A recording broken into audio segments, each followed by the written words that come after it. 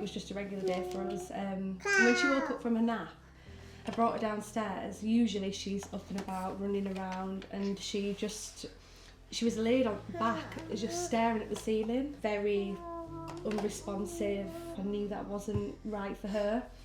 So I took a temperature and it was 39.4, I think, at the time. I rang 111 and they sent an emergency response vehicle and an ambulance for her immediately and took her straight into the hospital. And that's when we knew less, really, because they didn't know what it was. They were doing blood tests to figure out if she had high infection markers, which she did.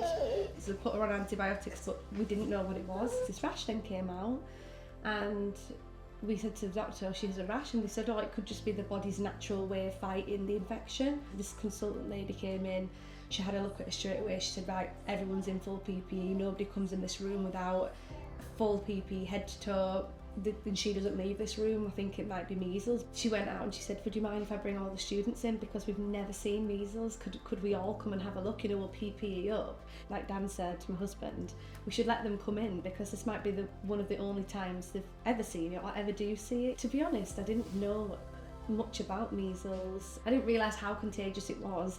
I also couldn't think where a nurse she could have picked this up from. But then after reading, you can pick it up with being 15 minutes in a room with somebody. And then I was worried about my son, because I was thinking, well, is he going to get it? But then I realised he'd had the vaccine, so it showed the effectiveness, really, because he hadn't picked this up.